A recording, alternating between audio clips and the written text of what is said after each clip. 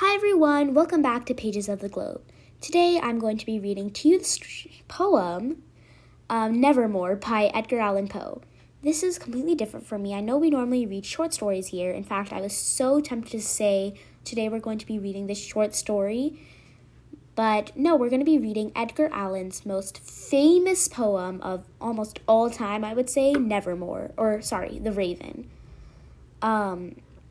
You all have probably either heard of this short poem or you've actually read it or whatever it is. This is a very, very famous poem. However, it is kind of hard to understand at times. Like, you can understand what's going on in the specific moment, but truly understanding what is happening can be very hard. I remember the first time I read this or listened to this story was when I was in 8th grade, and I had no idea what was going on. I kept falling asleep because I found it to be the most boring story ever. But poem, but the Raven is actually, it has a lot of deep meaning behind it. And so I'm very excited to share this with you guys. In fact, some would say that, before we get into that, I'm just going to talk to you a little bit about the author, Edgar Allan Poe. Then we're going to jump straight into the story and analysis, and y'all know the entire thing. Also, forgive me if I keep saying story, because I'm just so used to reading stories to y'all, but obviously this is a poem. So the author, Edgar Allan Poe, was born on January 19th, 1809, and died on October 7th, 1849. He was an American writer, poet, editor, and literary critic who was best known for his poetry and short stories, particularly his tales of mystery and the macabre. He is widely regarded as a central figure of Romanticism in the United States and of American literature. He was one of the country's earliest practitioners of the short story and is considered the inventor of the detective fiction genre, as well as a significant contributor to the emerging genre of science fiction. He is the first well-known American writer to earn a living through writing alone, resulting in a financially difficult life and career. Now, he was born in Boston, and his parents were actors David and Elizabeth Poe. He was often, something interesting I found about him was that he had actually enlisted in the United States Army under an assumed name, and that was when he published his first collection, Chamberlain and Other Poems, credited only to a Bostonian.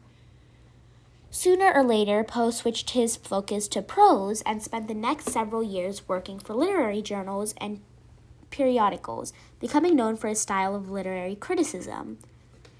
Honestly, the amount of writers we have read their work of in this channel who used to be literary critics is honestly insane. If I had a nickel for every time I read about an author that was a literary critic, I would be pretty rich. Anyway, in January 1845, he published his poem, The Raven, to instant success. Many people say that The Raven, his poem, was one of his best-known works, and that was kind of what set him apart. Another famous poem was also Annabel Lee, which I might even be reading on this channel, and To Helen, which was published in 1831.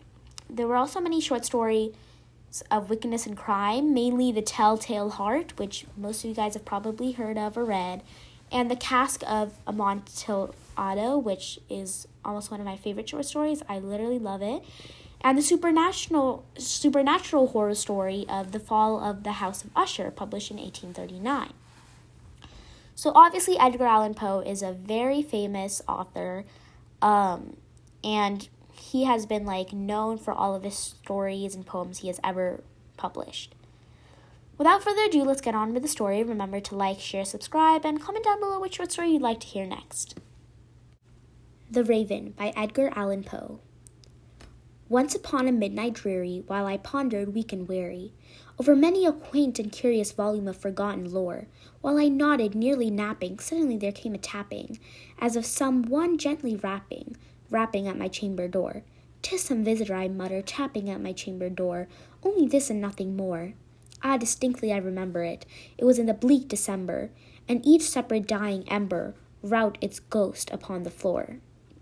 Eagerly I wished the morrow, vainly I had sought to borrow from my books surcease of sorrow, sorrow for the lost Lenore, for the rare and radiant maiden whom the angels named Lenore, nameless here for everyone. And the silken and sad, uncertain rustling of each purple curtain thrilled me, filled me with fantastic terrors never before, so that now, to still the beating of my heart, I stood repeating, "'Tis some visitor entreating entrance at my chamber door, some late visitor entreating entrance at my chamber door, this is it and nothing more." Presently my soul grew stronger, hesitating, then no longer. "Sir," said I, "or madam, truly for your forgiveness I implore, but the fact is I was napping, and so gently you came rapping, and so faintly you came tapping, tapping at my chamber door, that I scarce was sure I heard you. Here I opened wide the door, darkness there and nothing more. Deep into that darkness peering, long I stood there wondering, fearing, doubting, dreaming dreams no mortal ever dared to dream before. But the silence was broken, and the stillness gave no token, and the only word there spoken was the whispered word, "Lenore?" This I whispered, and an echo murmured back the word, "Lenore?" Merely this and nothing more. Back into the chamber, turning, all my soul within me burning. Soon again I heard a tapping, something louder than before. "Surely," said I, "that is something at my window lattice. Let me see then what thereat is, and this mystery explore. Let my heart be still a moment, and this mystery explore. 'Tis the wind and nothing more." Open here I flung the shutter, and when with many a flirt and flutter, in there stepped a stately raven of the saintly voiced days of yore. Not in the least obstinance made he, not a minute stopped or stayed he, but with mien of lord or lady perched above my chamber door, perched upon a bust of Pallas just above my chamber door, perched and sat and nothing more. Then this ebony bird, beguiling my sad fancy into smiling, by the grave and stern decorum of the countenance it wore, "Thou thy crest be shorn and shaven, thou," I said, "art sure no craven, ghastly, grim, and ancient raven, wandering from the nightly shore. Tell me what thy lordly name is on the night's Plutonian shore." Quoth the raven, "Nevermore." Much I marveled this ungainly fowl to hear discourse so plainly, though its answer little meaning, little relevancy bore, for we could not help agreeing that no living human being ever yet was blessed with seeing the bird above his chamber door, bird or beast upon the sculpted bust above his chamber door, with such name as Nevermore. But the raven sitting lonely on that placid bust spoke only that one word, as if his soul in that one word he did outpour. Nothing further than he uttered, not a feather than he fluttered, till I scarcely more than uttered, "Other friends have flown before. On the morrow he will leave me, as my hopes have flown before." Then the bird said, "Nevermore." Startled at the stillness broken by reply so aptly spoken, doubtly I said, "What it utters is its only stock and store, caught from some unhappy master, whom unmerciful disaster followed fast and followed faster, till his songs one burden bore, till the dirges of his hope that melancholy burden bore of never, nevermore." But the raven still beguiling all my sad soul into smiling, straight I wheeled a cushioned seat in front of the bird and bust and door. Then upon the velvet sinking, I betook myself to linking fancy into fancy, thinking what this ominous eye of yore, what this grim, ungainly, ghastly gaunts of ominous bird of yore meant in croaking nevermore. This I sat engaged in guessing, but no syllable expressing, to the fowl whose fiery eyes now burned in my bosom's core. This and more I sat divining, with my head at ease reclining on the cushion's velvet lining that the lamplight gloated o'er, but whose velvet violet lining with the lamplight glowing o'er she shall press, ah, nevermore. Then, methought, the air grew denser, perfumed from an unseen censer, swung by seraphim, whose footfalls tinkled on the tufted floor.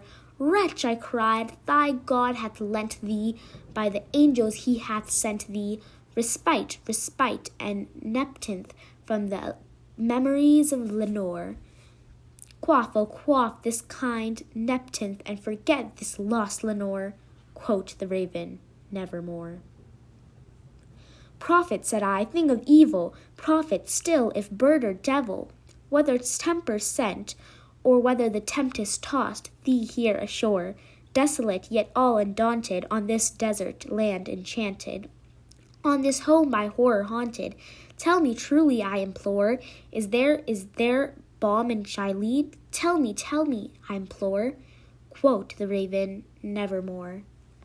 Prophet, said I, a thing of evil, prophet still, if bird or devil, by that heaven that bends above us, by that God we both adore, tell this soul with sorrow laden, if within the distant Aidenn it shall clasp a sainted maiden, whom the angels name Lenore, clasp, a rare and radiant maiden, whom the angels name Lenore.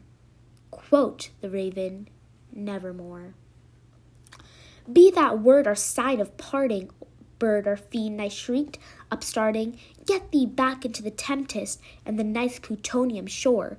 Leave no black plume as the token of that lie thy soul hath spoken. Leave my loneliness unbroken. Quit the bust above my door. Take thy break from out my hearth, and take thy form from my door. Quote the raven, nevermore. And the raven, never flitting, still is sitting on the pallid bust of Pallas, just above my chamber door.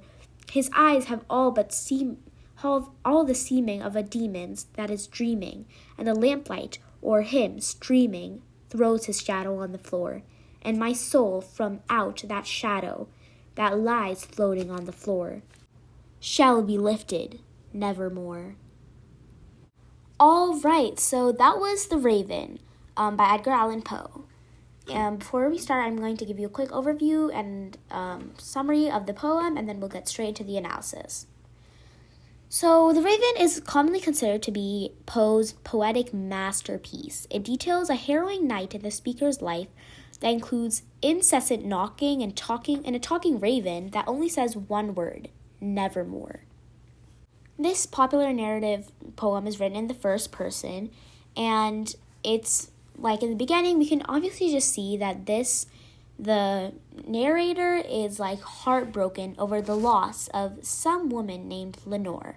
But what is this poem about? Good Lord, it is very confusing. At least it was for me when I first read it. Well, after some research, I kind of was able to gather this, but again, this is completely my opinion, and you guys can always talk this out in the comments.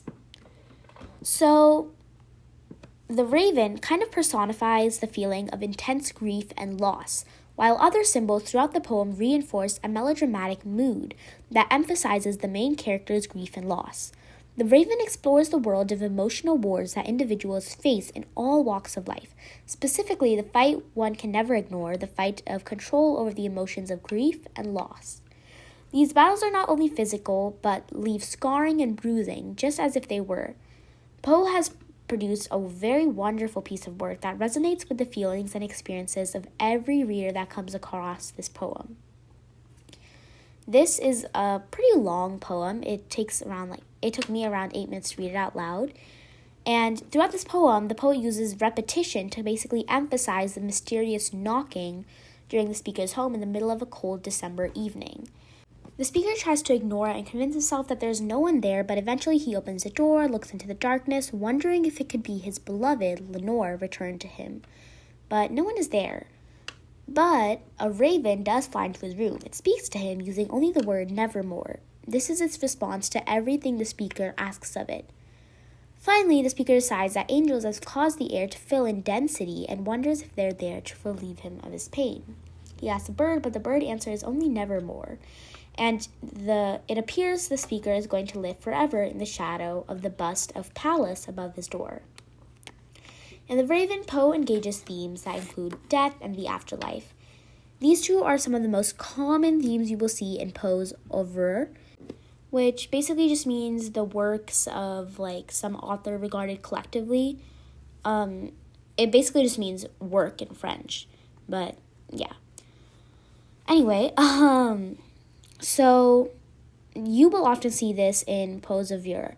These themes are accompanied by memory, loss, and the supernatural throughout the piece.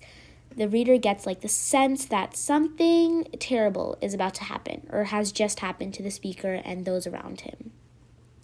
These themes are kind of emphasized by the speaker's loneliness and like him being alone in his home on a cold evening, trying to ignore the rapping on his chamber door.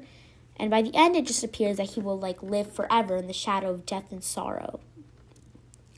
Now, I'm going to talk a little bit about the structure and form, as this isn't a short story, this is a poem. The Raven by Edgar Allan Poe is a ballad made up of 18 six-line stanzas. Throughout the poem, the poet uses trochaic octameter, which is like a very distinctive metrical form. He uses the first-person point of view throughout and has a very consistent rhyme scheme of A, B, C, B, B, B.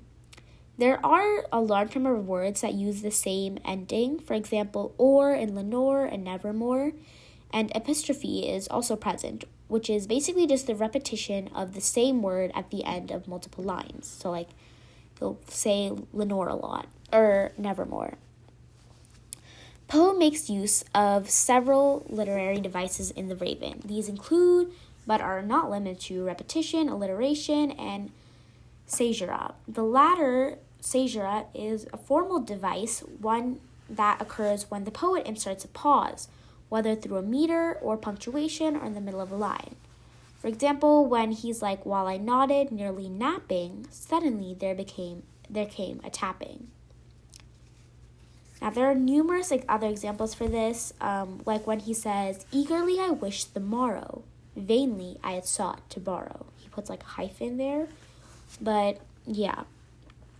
Alliteration you are going to see a lot in The Raven. It just occurs when he's like constantly saying the same consonant sound, like weak and wary, or soul and stronger, or he uses repetition a lot, especially when he's like doubting, dreaming dreams no mortal ever dared to dream before, deep into that darkness appearing. And yeah, so this poem is like very well written.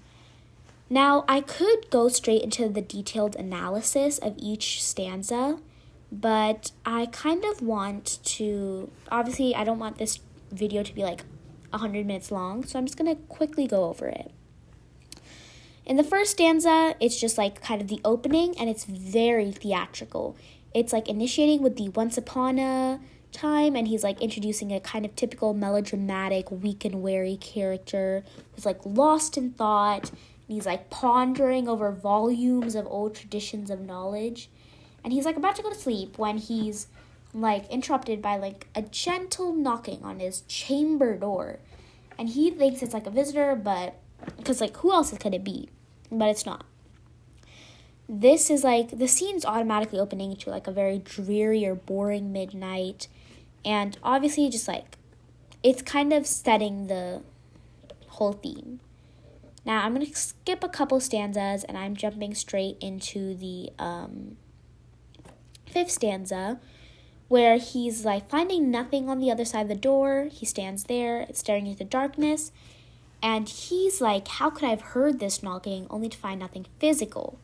Now, again, because he's been pining for Lenore, she's, like, automatically comes to mind. So he's like, Lenore? Lenore?